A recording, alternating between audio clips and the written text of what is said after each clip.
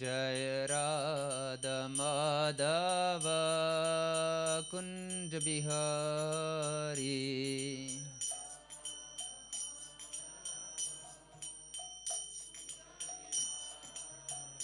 Jai Radha Madhava Kunja Bihari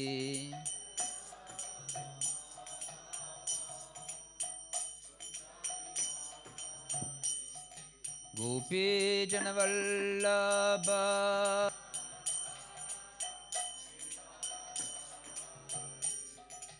Gopi Janavallabha Girivaradari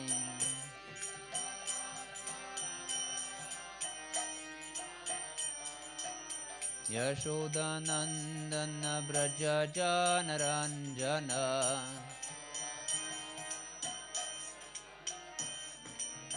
Yashodanandana Braja Janaranjana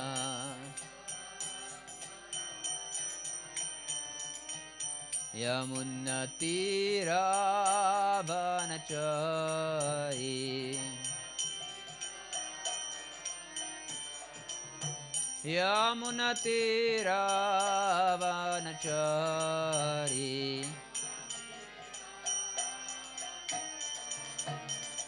Jaya Radha Madhava Kunja Bihari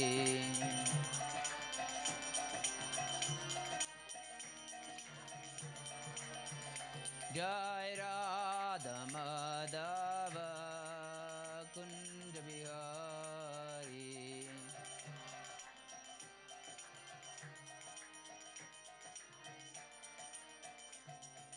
Gopi Janavallabha Girivaradari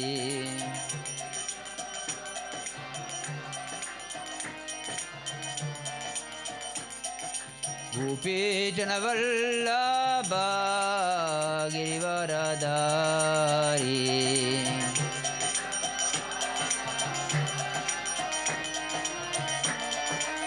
Yashodanandana Braja Janaranjana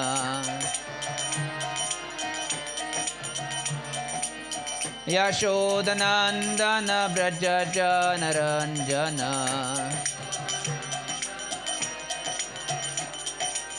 Yamunatiravanachari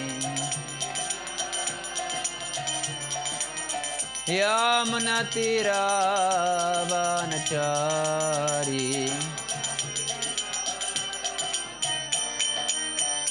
Jaya Radha Madhava Kunja Bihari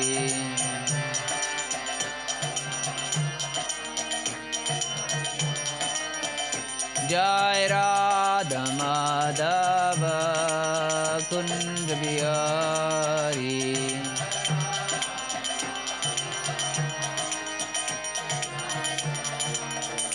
Hare Krishna Krishna Krishna Hare Hare Hare Rama Rama Rama Hare Hare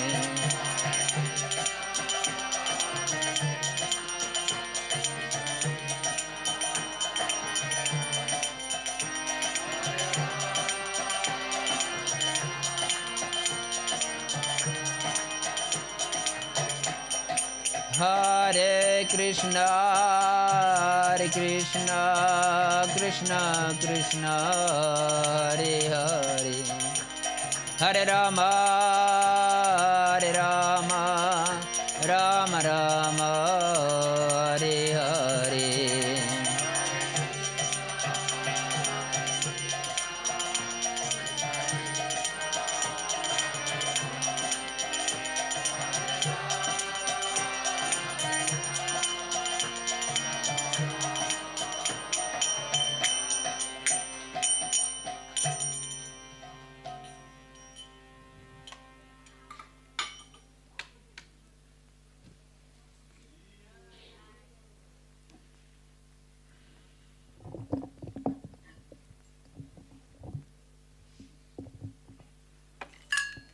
Om Agyanatimirandasya Gyananjanashalakaya Chakshurun Militam Yena Tasmai Shri Gurave Namaha Shri Chaitanya Manobhishtam Stapitam Yena Bhutale Swayam Rupah Kadamahyam Dadati Svapadantikam Vandeham Shri Guru Shriyutapatakamallam Shri Gurun Vaishnavamscha Shri Rupam Sagrajatam Sahagana Raghunathanvitam Tam Sajivam Sadvaitam Savadutam Parijana Sahitam Krishna Chaitanya Devam Shri Radha Krishna Padan Sahagana Lalita Shri Vishakanvitamscha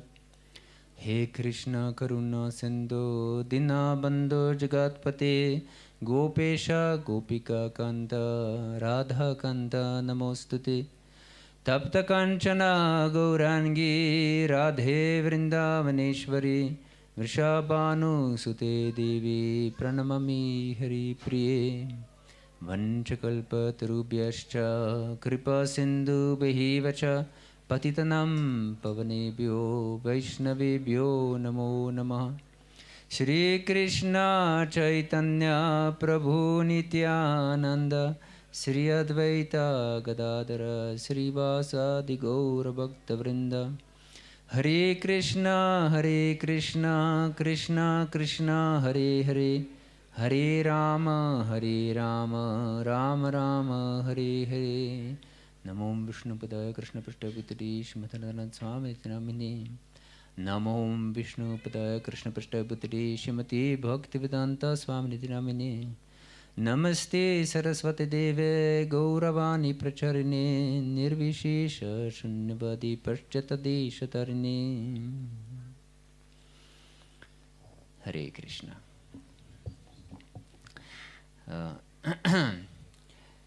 So today we will speak about the teachings of Prahlad Maharaj. It is very interesting that Lord Chaitanya Mahaprabhu, who came here in this world to propagate the chanting of the holy names with the intention to bring us to loving devotion to Radha and Krishna. He very much loved two stories from Srimad Bhagavatam. Do you know which two stories they were? Prahlad Maharaj, it was one story, yes, and the other one, Dhruva Maharaj, yes. Apparently not connected with the pastimes of Radha and Krishna. But he regularly heard these stories from Gadadhar Pandit, and he visited him regularly, and they read together from Srimad Bhagavatam these two stories particularly. And when Gadadhar Pandit finished with his readings, Lord Chaitanya asked him, please read it again, and read it again and again and again and again. 10 times or maybe even more than 10 times in a row. And we know that these pastimes are going from one chapter to another. And this is not very short story, it's a long story. And they were in such an ecstasy that the copy of Srimad Bhagavatam of Gadadhar Pandit was washed away by the tears of loving ecstasy of both of them. So much so that when Srinivasacharya came to learn Srimad Bhagavatam from Gadadhar Pandit, he couldn't teach him from the Bhagavatam because it was all washed out from his tears and from the tears of Lord Chaitanya. And so he sent him back to Bengal to get another copy of Srimad Bhagavatam. And when, of course, at that time, everything was written by hand. It was not just you went to some shop and temple shop and buy a copy of Srimad Bhagavatam. So when he came back with his copy of Srimad Bhagavatam, Gadadhar Pandit already left to the spiritual world. Yes. So Prahlada's teachings are extremely important for our understanding of our tattva, who we are, and our sambandha gyan, what is our relationship with the Lord, and what is our relationship with this material world. And as stressed many times by Bhaktivinoda Thakur and other acharyas, we cannot chant the holy name properly without sambandha gyan. So it's really important to know very well what is our relationship, what is to be hankered for, what is to be prayed for, and how to connect with the Lord. So today we will look to the most famous verses of Prahlad Maharaj, and we will see how much time we will have, because there are quite a lot of these verses. And we will speak something about each of these verses we can manage to cover today. Okay? So it is interesting that in when Hiranyakashipu, when Prahlad was 5 years old, he was very enthusiastic about him because he loved his son in materialistic way, of course, and he wanted, as every parent, he wanted to know what Prahlad learned in school from his teachers. What is the most important subject he had learned. And because the boy was 5 years old, we can consider that he was quite out of touch with his son, because it was only at that time when he learned that his son is actually a devotee, influenced by some Vaishnavas. Because Prahlad, as we know, he was taught Vaishnava philosophy when he was in the womb of his mother. So 5 years he didn't know that his son is a Vaishnava. So he asked him, what is the best thing you have learned? And he said that sadhumani suravarya dehinam sadasam udvigna diyam sadgrahat hitvatma patam grihamanda kupam vanam gato yadharim ashrayeta. And it's very interesting. Oh, the best of the demons, he entitled his father, and we have heard this from Chandramauli Maharaj. This was a compliment for his father. Best of the demons. Yes. He said, what I have learned from my teachers. Of course, he referred to Narada Muni, especially. That you actually, he turned to his father. You are attached to asad graham. You are holding to something that is asat. Sat means something real, something eternal, as Krishna explains in the 2nd chapter of Bhagavad Gita. Nasato vidate bhavo, na bhavo vidate sata, uber api drishtortas, uber api drishtortas, tvanayos tattva tarshibi. That what is real is eternal. It doesn't end. And what is temporary, it's just a form of illusion. So here he said to his father, you are holding to something which is asat, which is not permanent, which is illusion actually. Because everything we see is non-existent. Interesting, isn't it? We can consider it is existing, but it's not. Because even if we take it from the side of material science, it is not existing.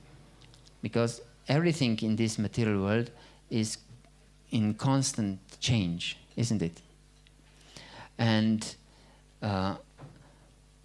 the light is traveling sometime, even from the most close object to our eyes. Hare Krishna. Yes. Something very disturbing, I said, maybe.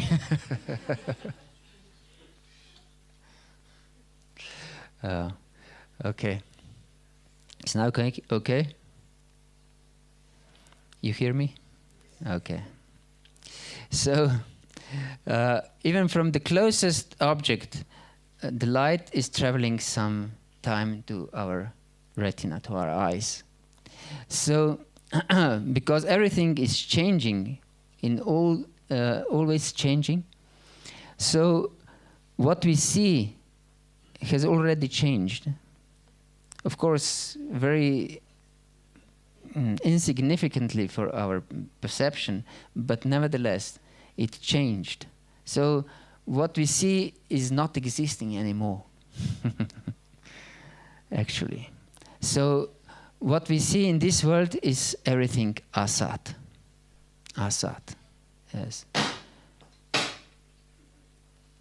Hare Krishna. Yes. It seems that these machines don't like asat idea. Yes.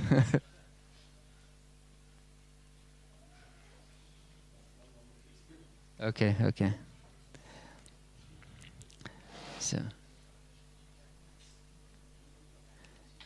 it's time for contemplation about this.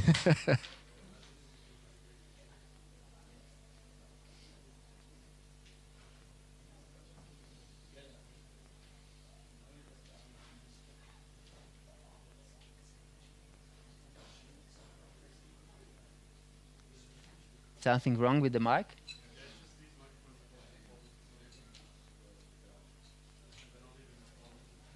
Okay. Hare Krishna. Is loud enough? Okay. So you are holding to something that is not real. Please wake up. Yes. And Tatsadamani Suryavarya Dehinam Sadasan Mudvigna Dhyama Sadgarhat Hitvatma Patam Griham Anda Kupam. And you have fallen into blind well of materialistic household life. Griham Anda Kupam. Anda is blind and Kupam is well. And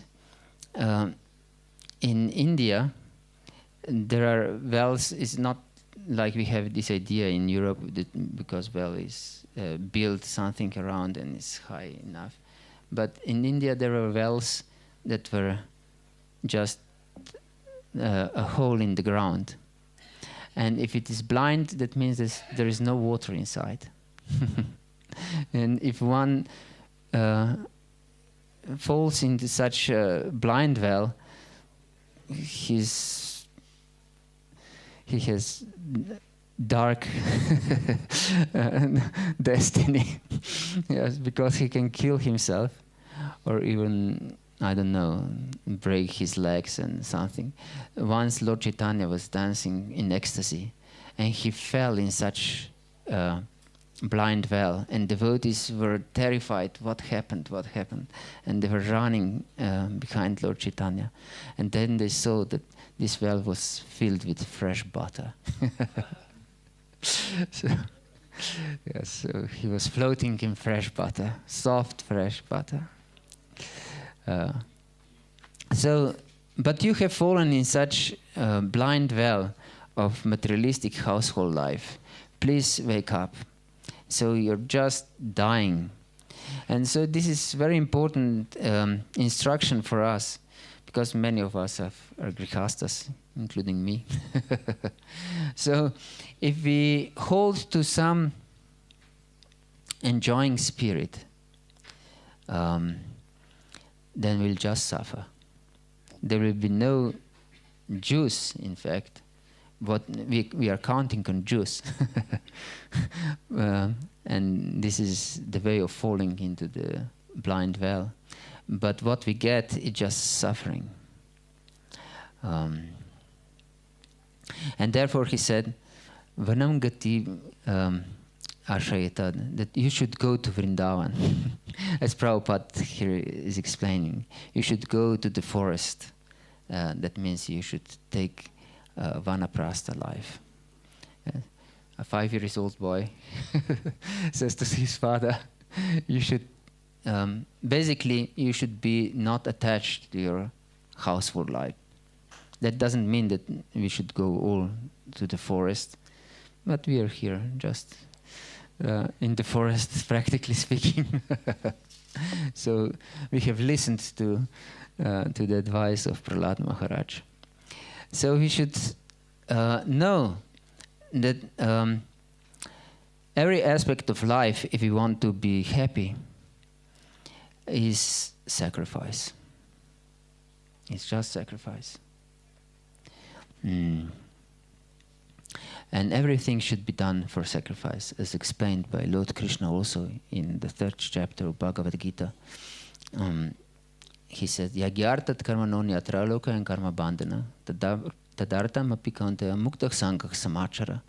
If you perform your activities as a sacrifice for Vishnu, then you're always free.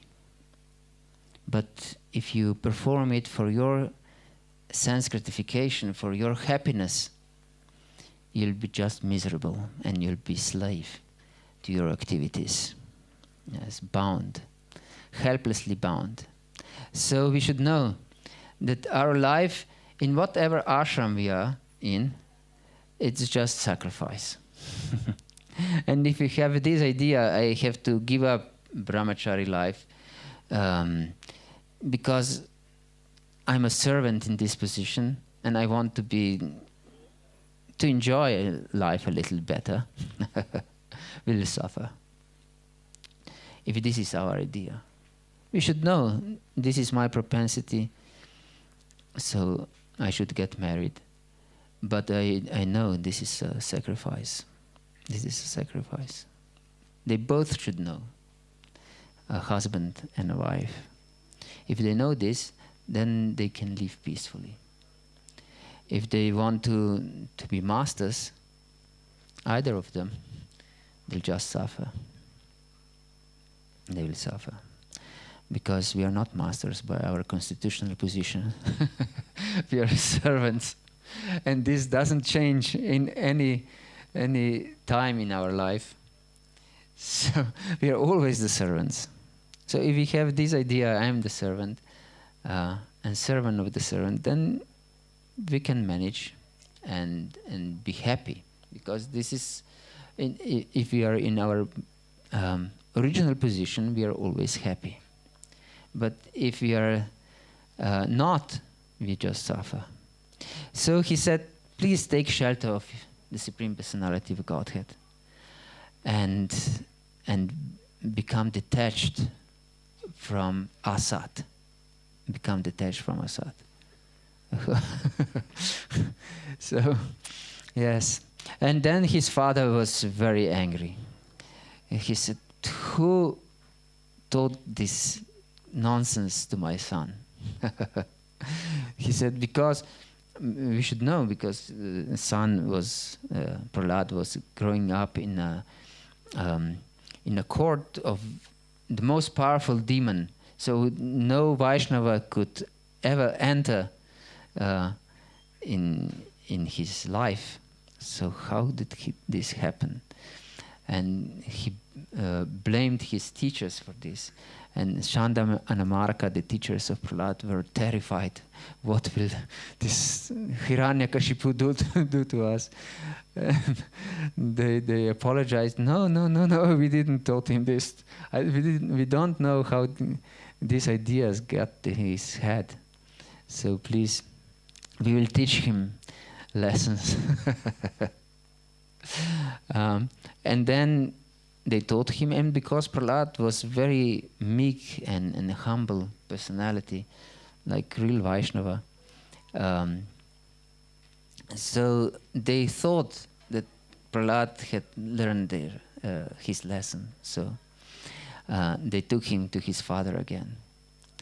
And father, of course, now he was convinced that now my son has been deprogrammed and he thinks in the right way. And so he asked him again, what you have learned.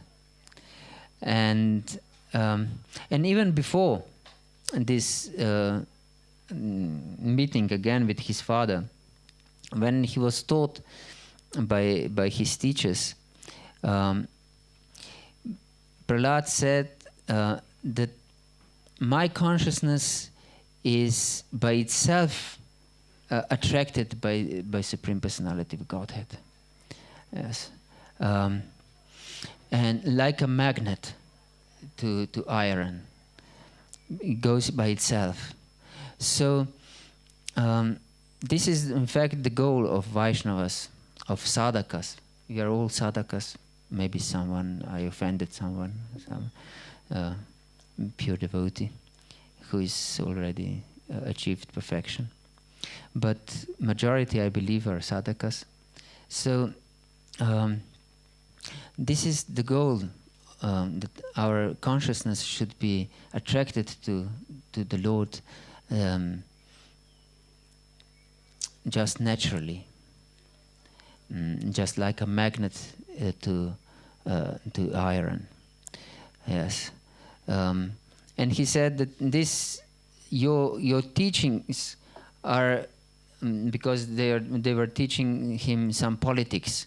And this is my enemy, this is my friend, how to behave to your enemies, how to behave to your friends, cannot stay in my heart, because I see everyone as Lord's servants, as Lord's parts and parcels.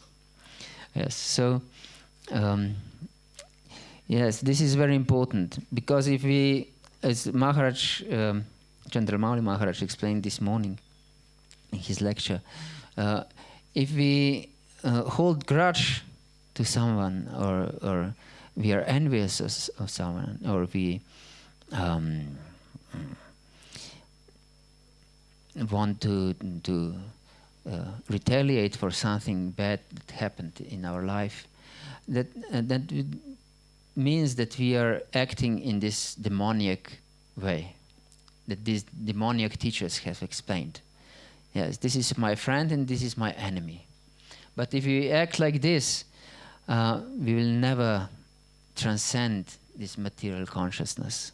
We will always stay under the influence of the modes of material nature. Yes, and we will consider other people. Yes, you hurt me, so you are my enemy, or I don't like you, even. We should know that everything what is happening to a devotee is actually happening by Krishna's mercy. And if we envy or we have bad feelings towards anyone, that means that we envy Krishna, and we have bad feelings towards Krishna. Yes, and we don't, not just that we have envious feeling towards Krishna, we don't realize that Krishna is just our best friend. And that whatever is happening to me is just happening for my best interest. This is one of the most important lessons that we should know. Tate nukampansu sumikshravano bunjana yuvatma kritam vipakam hritvakva burbir vidadannamasti jiveto yomukti pati satayapak. This was a prayer of Brahma in 10th canto of Srimad Bhagavatam. The devotee knows everything what is happening to me is just mercy. It's just mercy. Even if destiny, so-called destiny, is just beating us. It's just mercy. We should know this.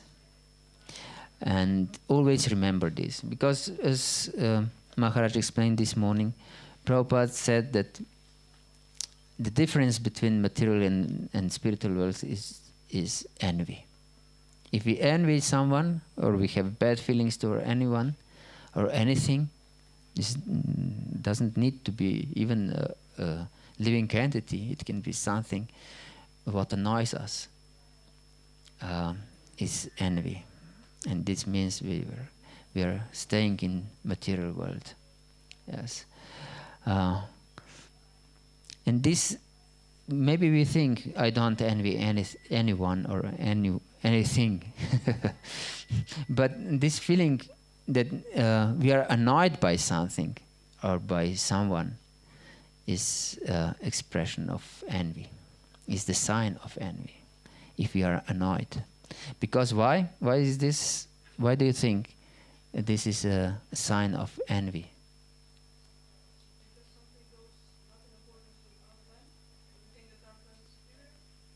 Yes, doesn't go according to our plan. Exactly. That means we want to be a controller. But we are not a controller, and therefore it goes against our plans, against our expectations, against our material happiness. And so we are annoyed because we don't have a power to control this.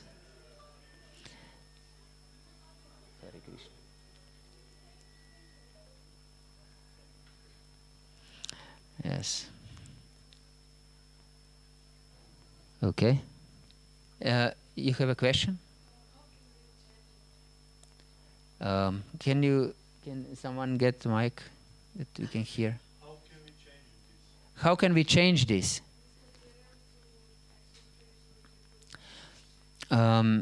First, we should be aware of this, of our problem.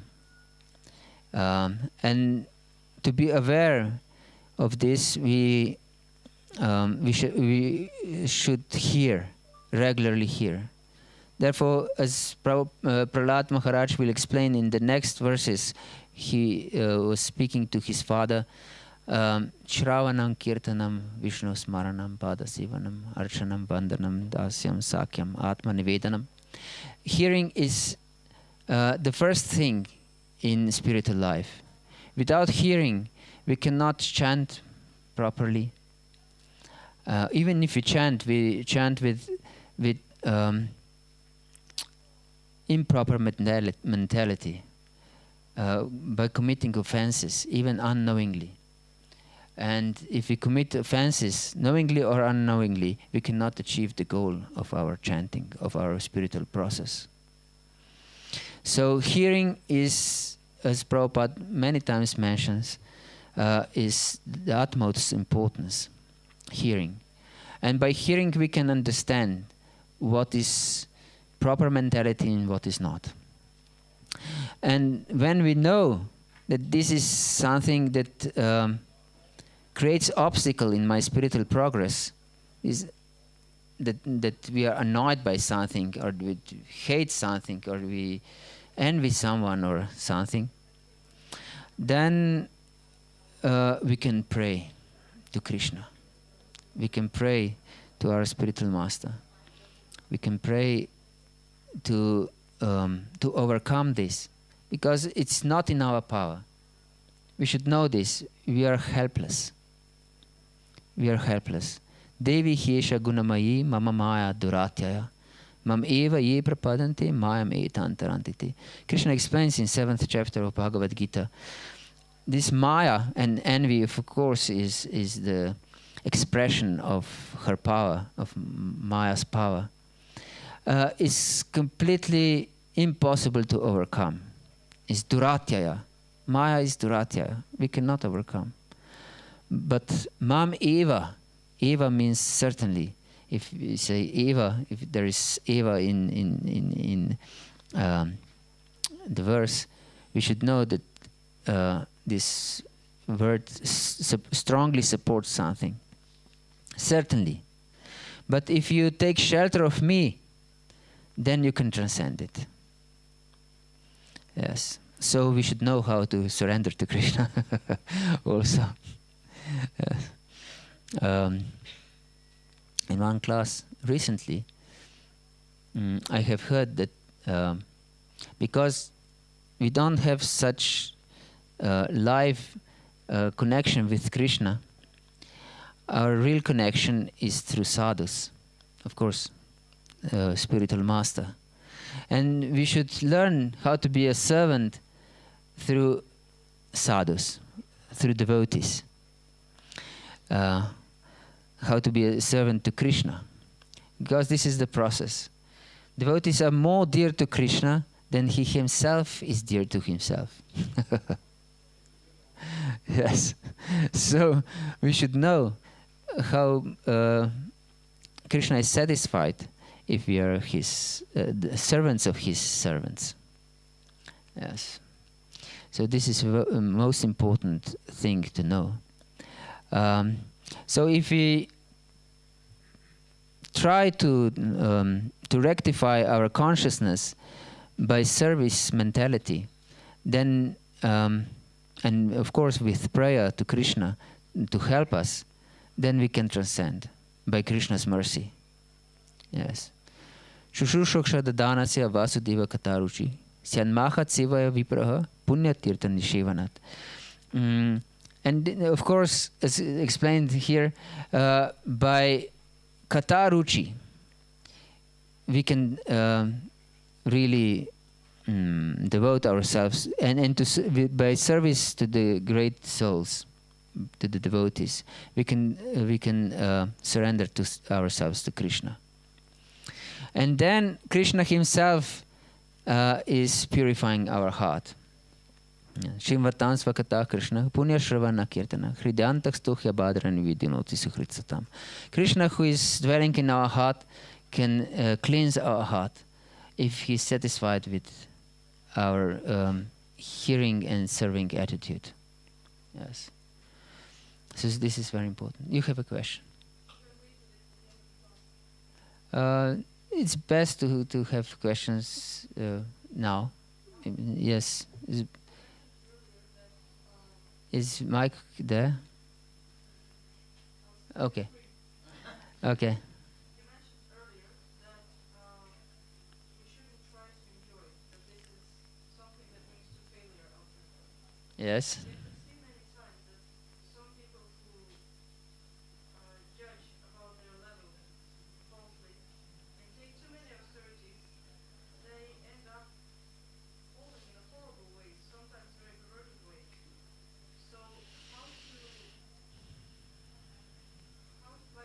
how to deal with it on a daily basis? I mean, like, let's say a married couple goes for a vacation. Clearly, that's not service, that's enjoyment. At the same time, you could say that's how I charge my batteries to then continue as a parent and a worker for the rest of the year. That's enjoyment or that's necessity for service? How do I know on a daily basis? In cases like that. This is a very good question. Yes, unnecessary austerities are, of course, many times obstacle to our life. And therefore, it is not in this age of Kali, it is not recommended to process austerities. Of course, austerities for Krishna's pleasure that are explained as Krishna's pleasure, as fasting for Ekadashi or for appearing days of avatars or great acharyas, it's beneficial to fast, or at least abstain from grains and beans. But otherwise, our austerity is service mentality. Because this is not in our conditioned nature to be a servant. In fact, it is most dreadful thing. I remember when I just started my Krishna conscious journey, I learned through Prabhupada's books that I should be a servant. And then I thought, oh my God, now I have to be a servant. I tried all my life to be a master, to achieve something, to be very powerful and so on. But now I have to be a servant. And this was really terrifying thought. Maybe we are used to this thought to be a servant, and we become some sort of immune to this idea. Doesn't touch our heart very deeply. But we should understand this, that we are in fact servants of all living entities, not just devotees. Because Krishna says in 15th chapter of Bhagavad Gita, Mamaivam Shur Jiva Luki Jiva Bhutak Sanatana, that every living entity is just part and parcel. So we are servants of every living entity. So we should understand this. And our Grihastha life is also meant for service. For service. And I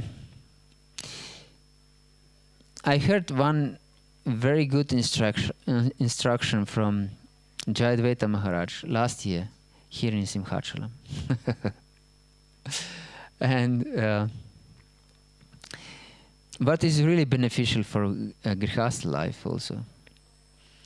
And that is that our expenses should be as close to zero as possible. That may seem very unpleasant or even fanatical, but by this we can become free. We are not slaves.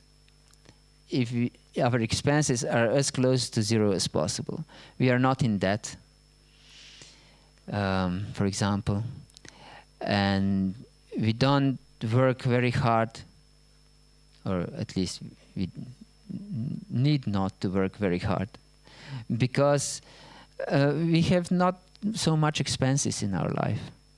Very little is enough. So we can be free. But if we have many desires to fulfill and many artificial needs, then we are always in some anxiety. Always in anxiety. We should know this. That, okay, we can go to some vacation, no problem. But if our idea is we should enjoy, we will suffer. We will definitely suffer. And we will not enjoy our holidays either. Something will come in between and we will be frustrated. Because material life means frustration. Of course, there is some enjoyment, and Prahlad Maharaj also explains this in his verses. And very interesting thing he says, Sukhaya dukkha mokshaya sankalpa iha karmana sadapnotihaya dukkham anihaya sukhavritaha. That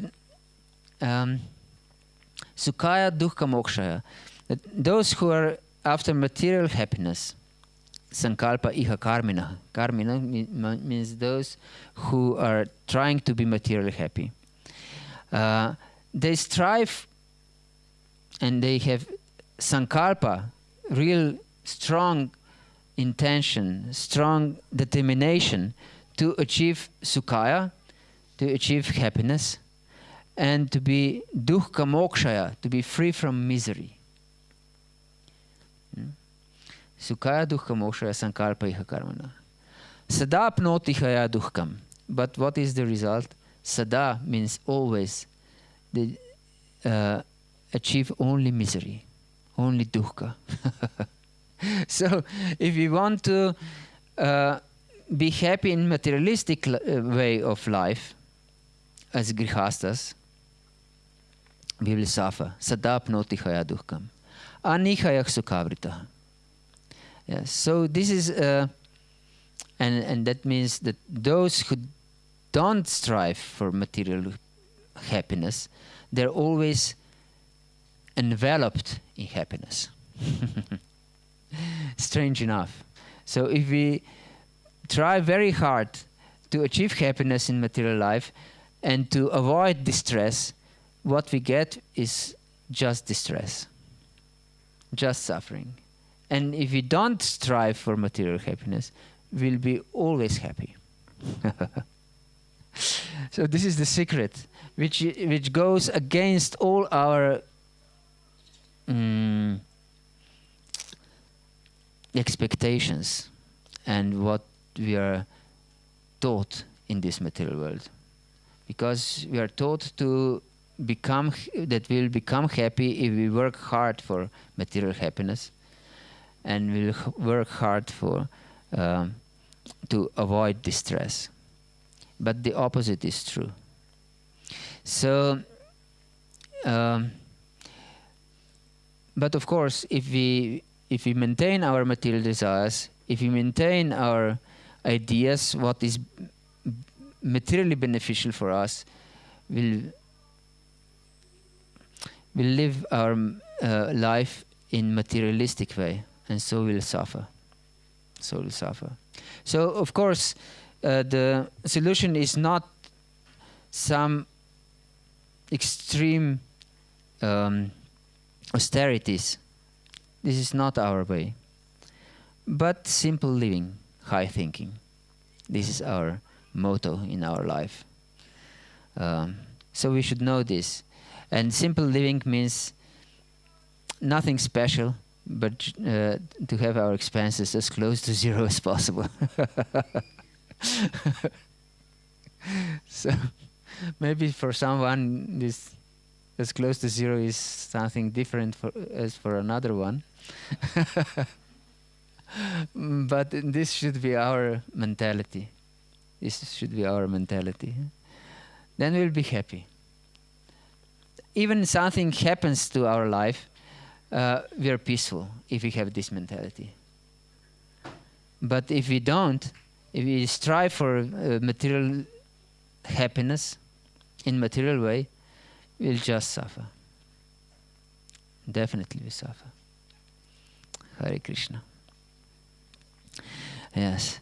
And then it is interesting, as we explained, that that his father was again wanted to hear what Prahlad learned, and he said that these 9 processes for devotional service. You should engage in 9 processes of devotional service, and I consider this to be the highest of all knowledge. He says, "Iti pumsarpita Vishnu bhaktischa navalakshanam." Yes, Krita Bhagavatada tan manyeditam uttamam. I consider this to be the highest knowledge. And of course, he became furious.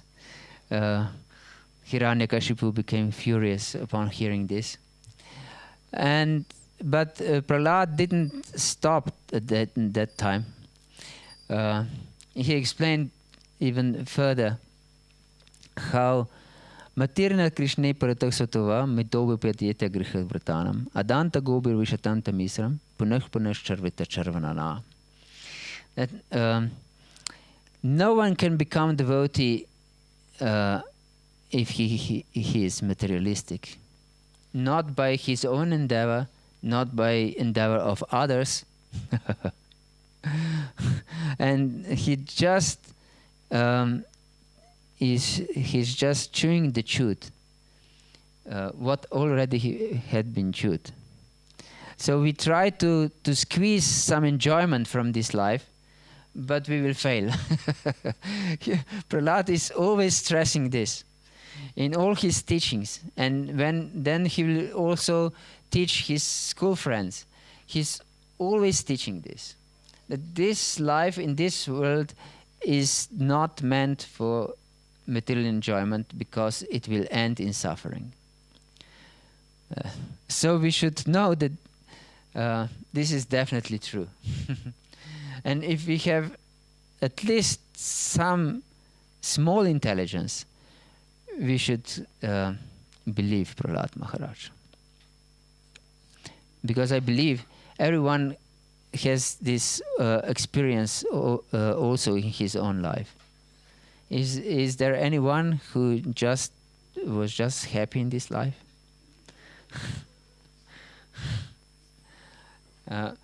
Is there anyone who didn't suffer today?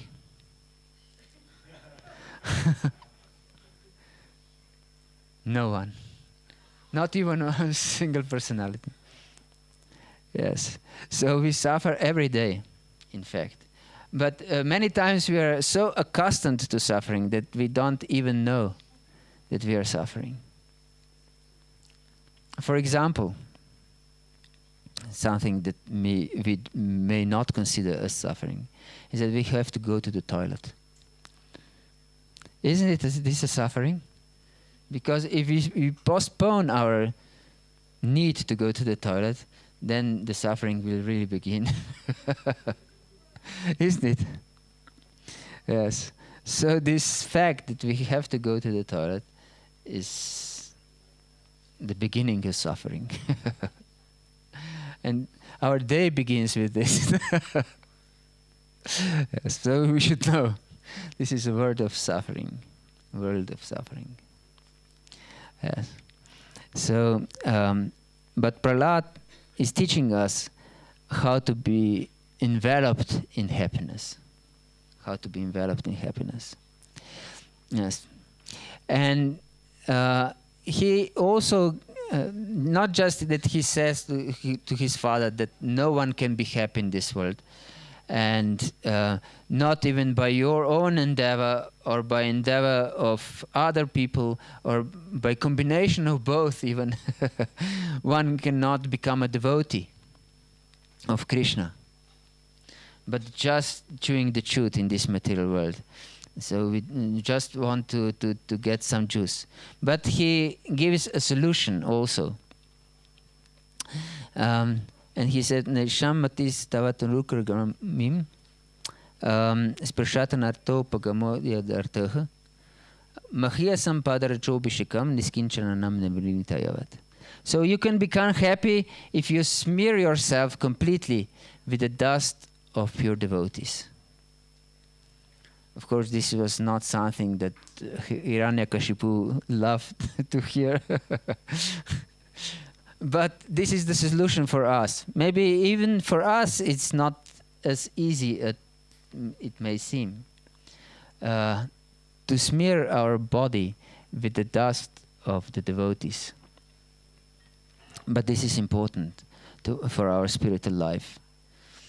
The dust from the feet of the devotees and Mahaprasad of them is considered to be most powerful medicine for this world. So it's advisable to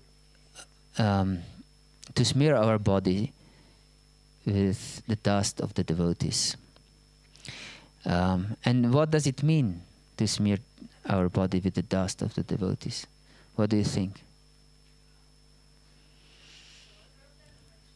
Serve the Vaishnavas. Yes, two same answers at the same time. Yes, to serve the Vaishnavas and to be free from envy. In fact, we can try to serve the Vaishnavas, but if we cultivate envy in our heart, maybe we admire some Vaishnavas, and we tend to be envious of others who maybe even did something wrong to us. Many times someone may make something wrong to us. It's not even necessary this just a devotee, just ordinary living entity. How many are them? For example, a mosquito. But if we hate mosquitoes for biting us, this is a sign of envy. So we should get rid of this envy mentality. Yes, please. Yes. So if I have to consider myself a servant and know that I don't know best, things should go in accordance with Krishna's plan. Let's say I'm in a position where I am responsible for, I don't know, Sunday program. And somebody doesn't go in accordance with my plan of Sunday program. On one hand, it's my responsibility to make sure everything's on time. On the other hand, as a servant of devotees, I'm not supposed to, let's say, ask the lecturer to keep up to the timetable. So, and it's not the case where I can ask my guru what to do. You said that we should talk to Satan because we're not even connection with Krishna. So in situations when I have a responsibility, which is my service, and somebody doesn't follow the rules that I've been given, also from my seniors, am I a servant if I kindly ask to like stick to my plan, or am I a servant if I allow things to go as Krishna has arranged? Yes, this we should understand. What is proper and what is not. And therefore, Vaishnava etiquette is very important to understand. If we are put in the position of, for example, of an editor for books, because I'm also an editor, so we are a professional fault finder. So, in this case, you should find faults and try to rectify, because it's your service, but not with the envious mentality. He's again going against the plans. This devotee, always the same guy, and therefore I'm really annoyed by him or her, and I have bad feelings for him or her. But we should know that there is something for us also to learn. Of course, we have to rectify the situation if this is our service. But in a service mentality mood, yes. Otherwise, if we think, yes, we are master in this situation, and he or she is my servant, and he should listen to me, then we have a wrong mentality, and we'll commit offenses.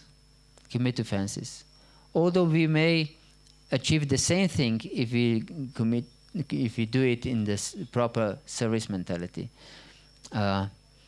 But if we do it in different mentality, with different attitude, we will not accrue offenses, but otherwise we'll do. And this is very important to understand. These offenses are, in fact, the most dangerous obstacles in devotional life. So we should know what are the offenses. And also Prahlad Maharaj's teachings are also about this mentality, that we should understand what is good for ourselves, for our devotional service, and what is not. Yes.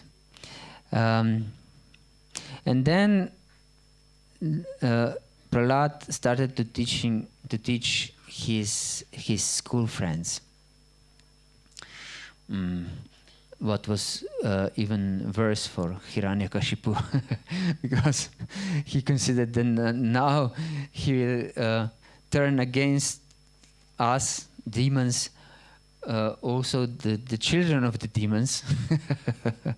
And this is the worst scenario. That's why many parents, when the children become devotees, are terrified. Do you have this experience, any one of you? Your parents were terrified? Even you? You look like Indian. Still? Your parents weren't devotees? They were devotees, but they had some ideas about this also. Oh yes. So it was hard to become a devotee, and the idea that you became a Hare Krishna devotee was terrifying. My children are against me. Will destroy my reputation and what I want to achieve in my life. Yes, and this was also the mentalities of these demons. And what Prahlad taught to his friends is really important for us to understand also. Kaumara acharit pragyo dharman bhagavataniha durlabhah manushan janma tadapyar dhruvam arthadam. This body is adruvam, is very weak and will definitely will be destroyed sooner or later. But nevertheless, although this body is useless in some way, it is very important because by the human body, which is extremely rare, we can achieve the highest perfection. And we should know how rare is this body. For example, we think that here in this temple room there are maybe 30, 40 devotees, I don't know, I didn't count you. But that not much more living entities are here. But in fact there are billions and trillions of living entities in this room. For example, to be healthy, every person should have approximately 2 kg of bacteria in our guts. And can you imagine how many living entities are these? 2 kgs if you are healthy. You wanted to ask something? I was just asking myself these questions if bacteria and viruses are living entities, or they're just like hormonal without other Krishna's energy Without a soul. Every cell of our bodies also has a soul. Our body is like a universe, in fact, of innumerable souls. And we are like a presiding deity of this universe. Yes, like Brahma of our body. Yes, so innumerable living entities. And in fact, we should know that everywhere are innumerable living entities, because Jiva Tattva is one of Lord's energies, and all Lord energies are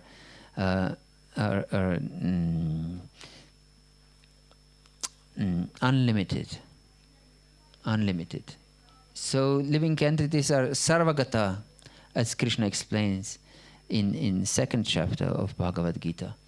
Yes, sarvagata. That means that they're everywhere. Everywhere, even in the outer space, everywhere just living entities. Because what are living entities? Are particles of spirit,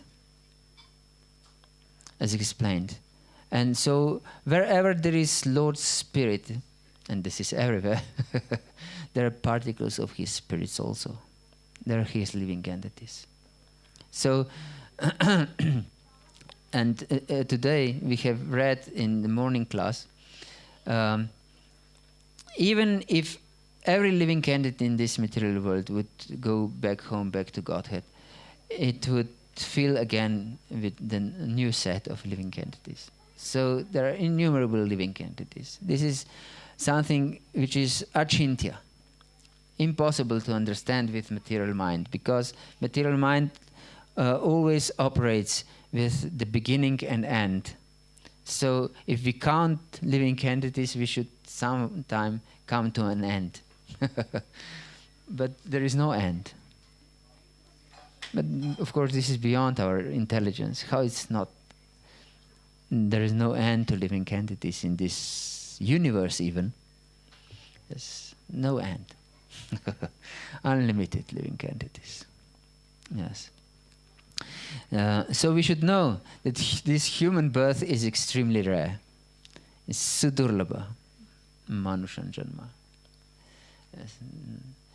And we should devote ourselves to serving Krishna as soon as we know about bhakti. We should not postpone our devotional service. If we do, then we will regret. Because we know that Acharyas explained that this we cannot something most detrimental is to waste time. To waste time. And so if we waste time in our life, not using the time for devotional service, we are wasting our life. And not just wasting our life, that our surrender will be just a little bit later, but what happens if we don't surrender immediately, completely? We get our impressions of, that means, because if we don't surrender, that means we try to enjoy this material world, in other words. And by trying to enjoy this material world, we receive these impressions of enjoying spirit. And by these impressions, but when we start devotional service, it's so tricky, because we consider ourselves as servants as Krishna's devotees, but at the same time we also have these impressions of enjoying spirit. So it's detrimental for our spiritual life. You understand?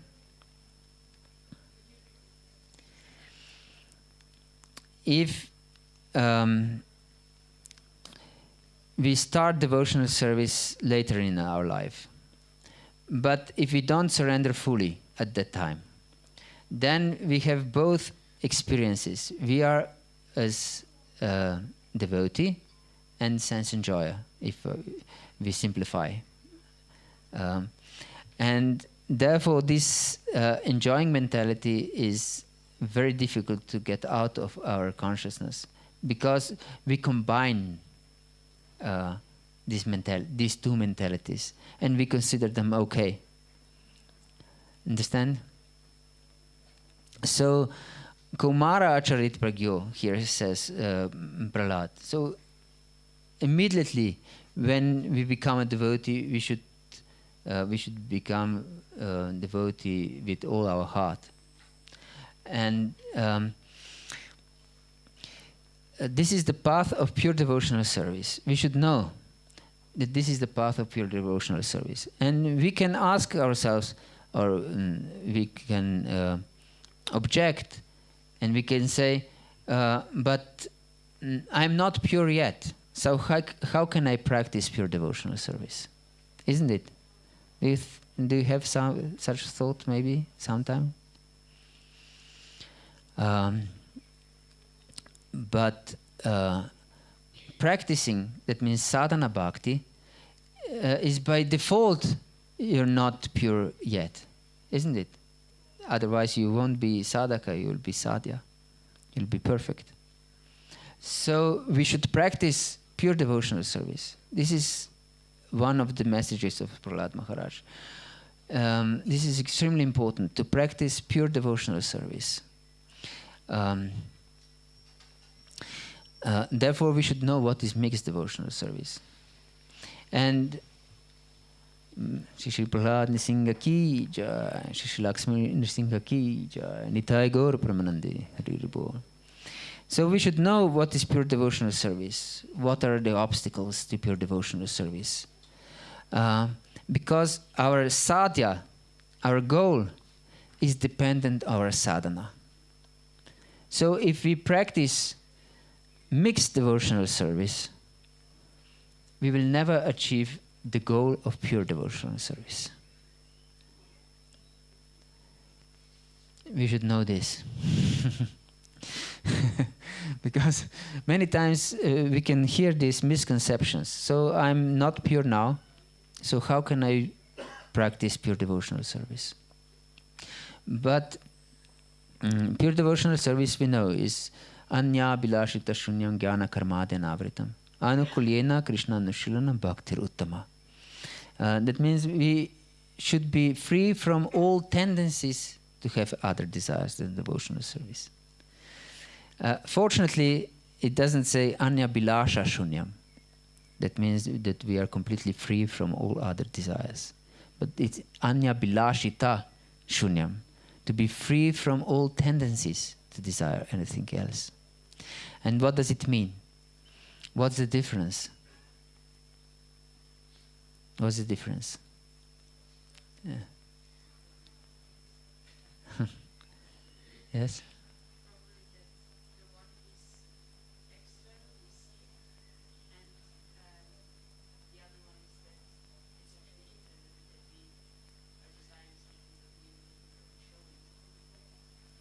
Okay. You had something?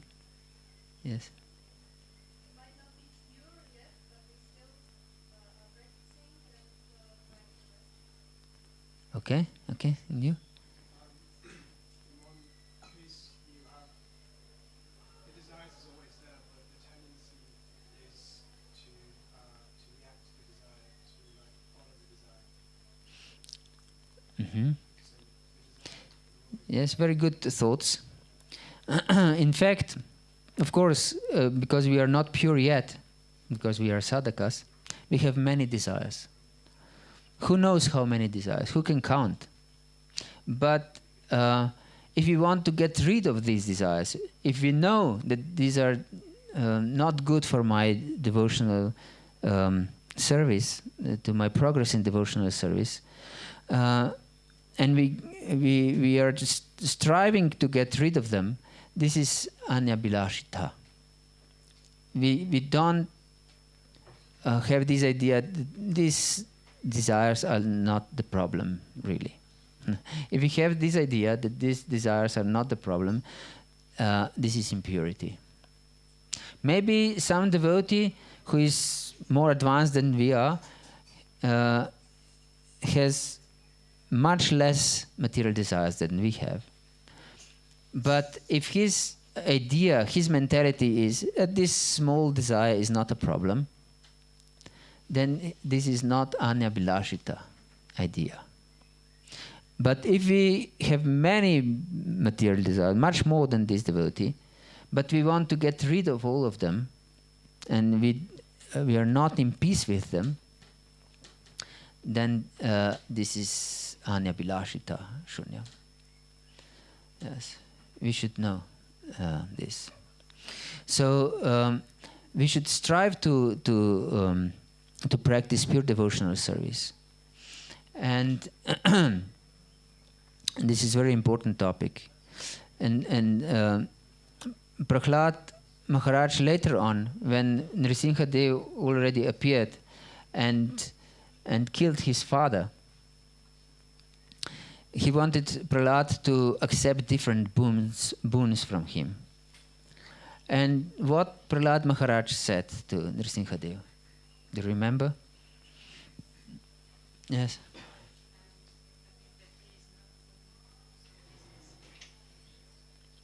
Yes, that he considers if someone comes to the Lord with anything for his own benefit, he has just Vanik mentality. Vanik, you know what is Vanik?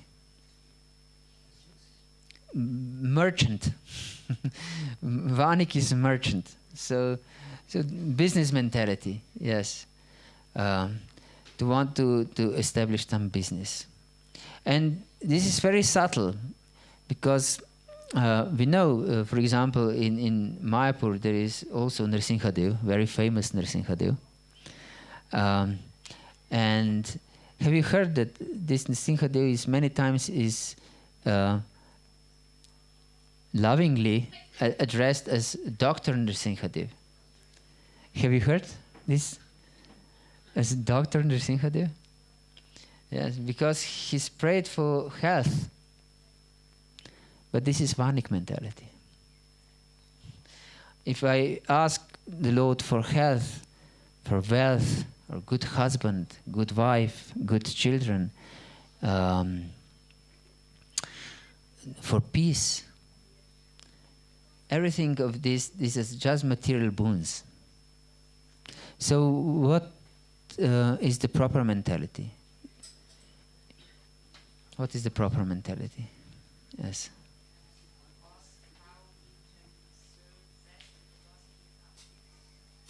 Yes. Yes, the obstacles, and we may suffer because of this taking away of obstacles, because many times we are very much attached to these obstacles.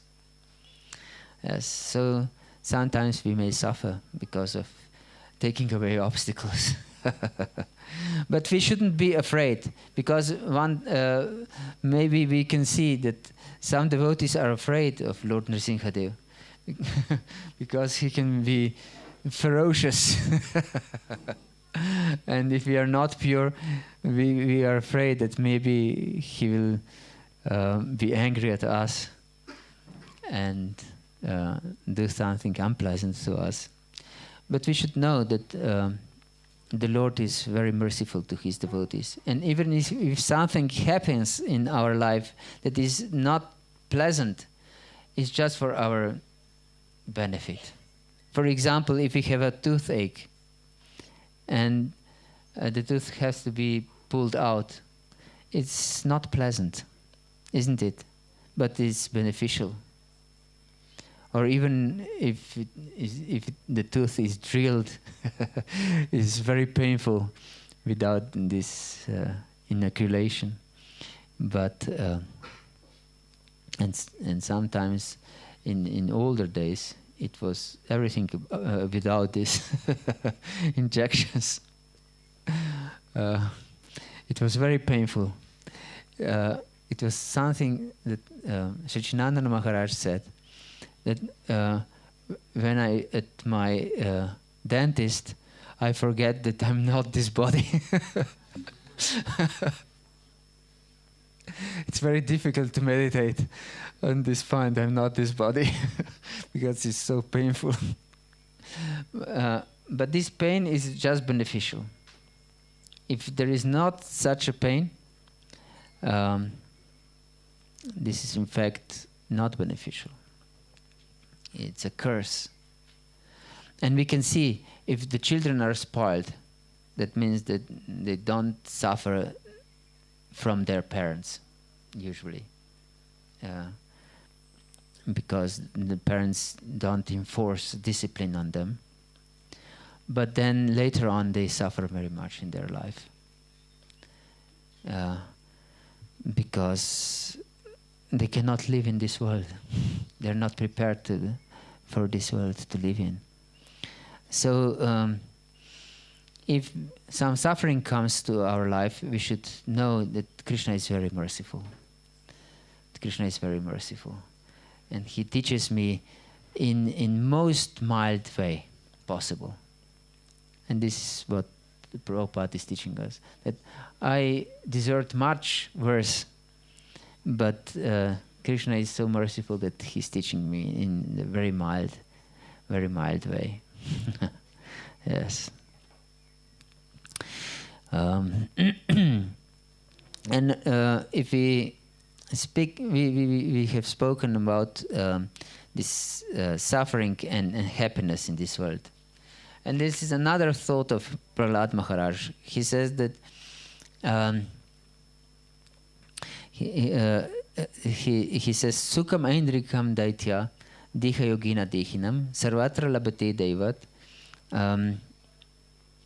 Sarvatra Labate Devat Yata Dukhkamayatnata. That happiness and distress come on its own. So if we strive for happiness or we don't strive for happiness, we'll receive some happiness, just as misery comes on its own. Because no one strives for misery, isn't it? Do you know someone that would knowingly strive for misery? No, not a single one of you. But misery comes on its own, even if we don't strive for it. So in the same way, happiness will also come on its own way, if we strive for it or not. So it's useless to strive for happiness. It's best to strive for something what is worthy of striving for. And this is, of course, how to become a better servant. How to become a better servant. Yes. This is most important thing to understand. How to become a better servant in all circumstances. Yes. One thing which is important is never to decline service. If we are offered some service, never decline service. Because if we decline service, that means that we don't want to be a servant. Or this service we are offered is too low for us. Of course, there may be situations that we don't have time to do such service because we have some other service to perform. But our mentality should never be, I don't want to do this. Because then I have a master mentality, not a servant mentality. Yes. So, the time is getting... Oh, you have a question? Yes. I see a lot of devotees burning out and taking on too much service, Yes. not paying attention to their health, Uh-huh. not understanding their boundaries. Can you give us some guidance about that? Yes, this is also a very important question. So we should know that that taking off or not engaging in too much service is also a service. Yes, it's also service, because if we burn too much, then we cannot perform any service. Or because we are burnt out, will not perform our service properly. So, if we think that we are overburdened by service, we should seek guidance by our superiors. If you are so senior devotee, then very rarely it will be imposed too much service on us. But if we are not, then we should seek guidance from senior devotees, of someone who is senior to us. And of course, if his wise personality, or he or she is wise personality, he can guide us. So, of course, we should know that overburdening it's not service. If we are burning out with too much service, is also against the service, what is beneficial for our service, because nothing will be done properly if we are burnt out. And also our attitude will not be very good. And if we're just afraid to decline something, then we'll commit offenses towards devotees. Why they burden me so much? We will perform because of some fear, something, but in our mind we'll criticize the devotees. And this is, of course, the greatest disservice to our spiritual progress, criticism. Yes, please. I have another question. Just regarding what you said before about material happiness, strive too hard for it. My question is, can material stability, on the other hand, also help us?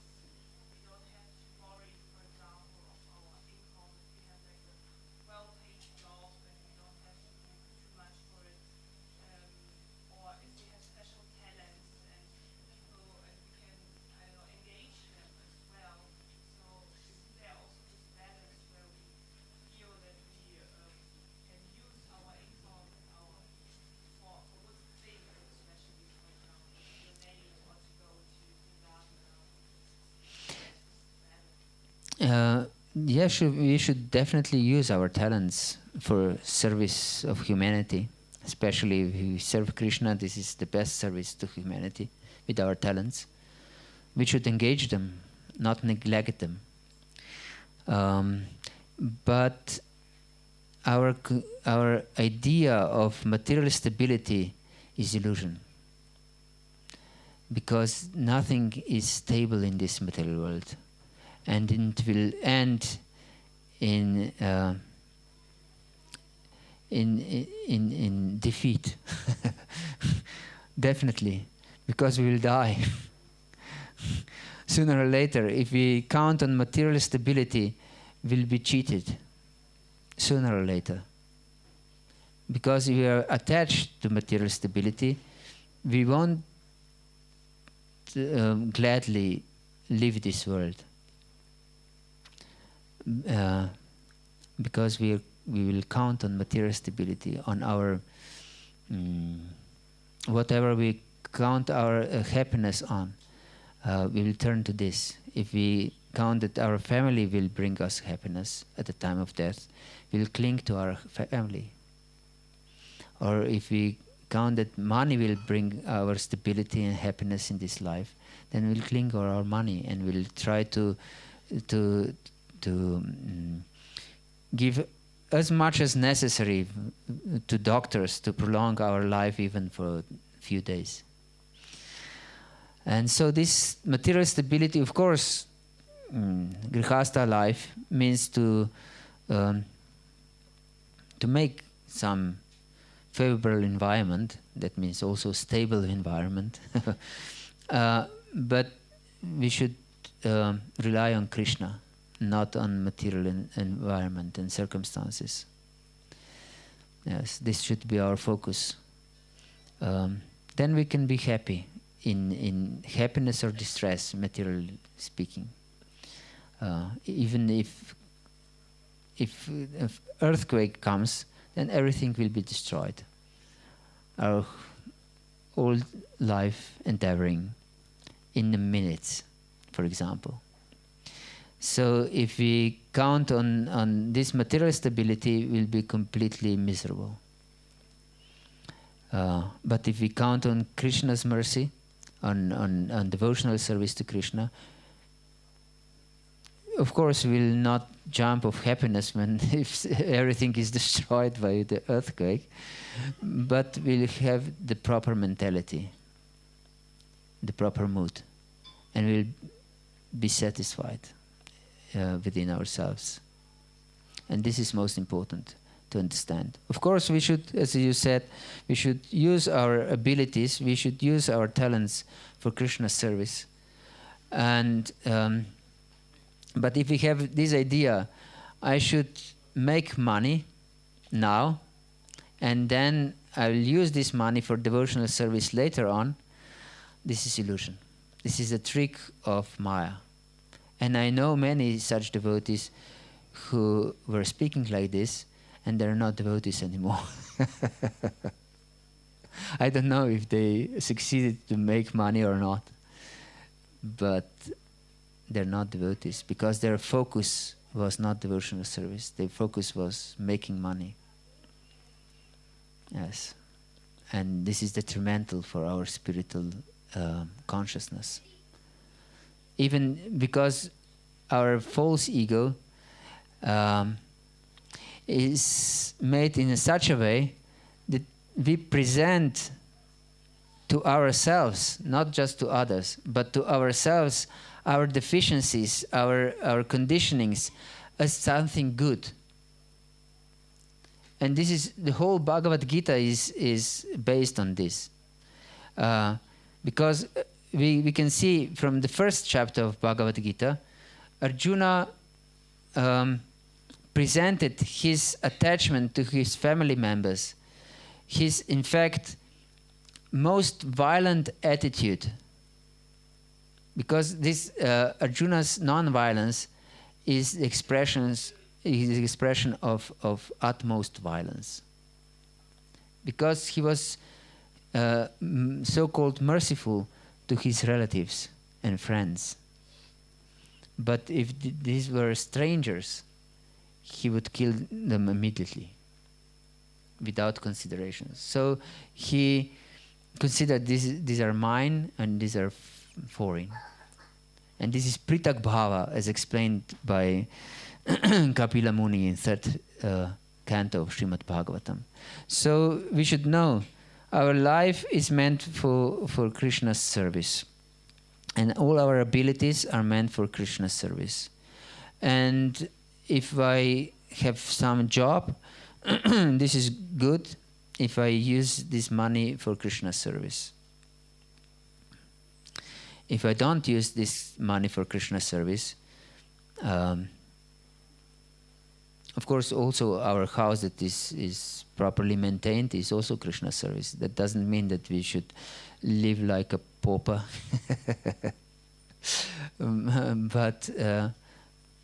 But we should always keep this mentality. I'm Krishna's servant. I go to my work as a Krishna's servant. And I use this money as a Krishna's servant. I maintain my family as Krishna's servant. I bring up my children as Krishna's servant. As always, we should have this mentality. And then we'll be in Krishna consciousness. Is this okay? I missed something? No, thank you very much. Hare Krishna. Is there any other question or point to be discussed on? Yeah, you were making the point that actually if we have some grudges or negativity towards anyone, it's so holding us back so much. Yes. And I can observe in myself that, of course, there is envy, but another part that really makes me suffer is that that happened to me, that I really like this person, and this person started to offend others, and now I'm like really having a problem with this person. How to deal with such a situation? Because we see that actually we all want to do our best, but it's just Yes. This is not so rare. Thank you very much to bringing this out.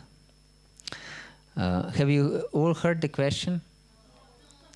The question was, if I like someone, some devotee for example, and he or she starts offending others, what to do in fact? How should be my attitude towards such a person?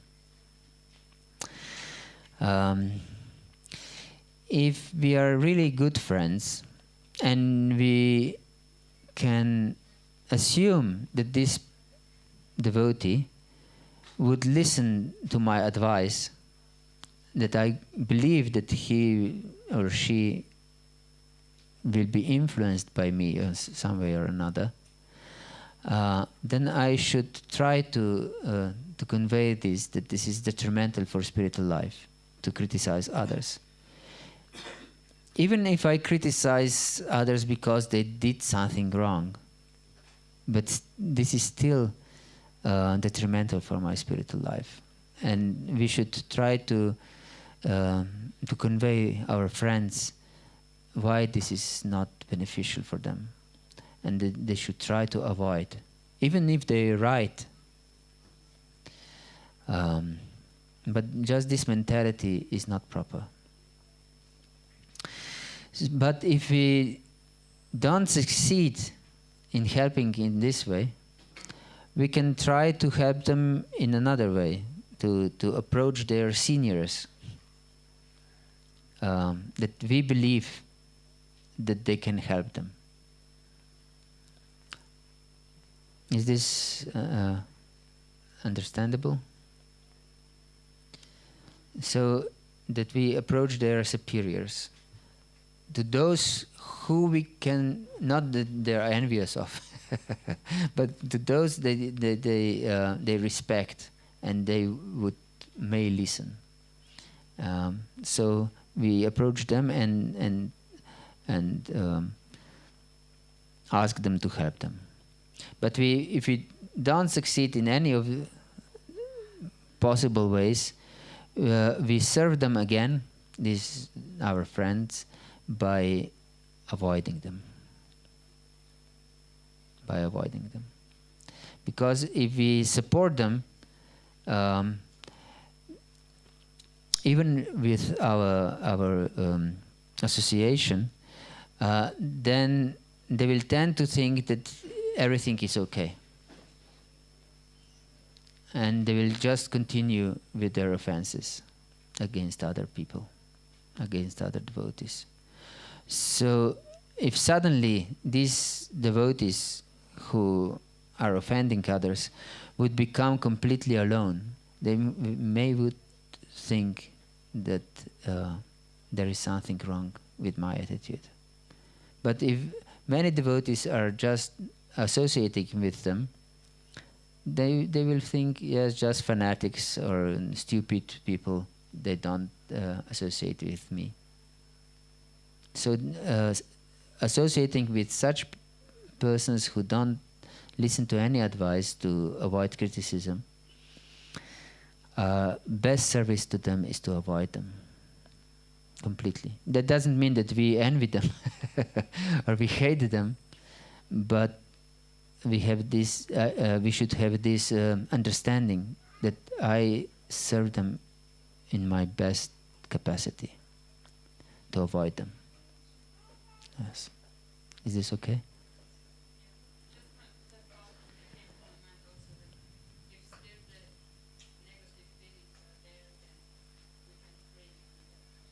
Yes, of course, prayer is always beneficial for everyone.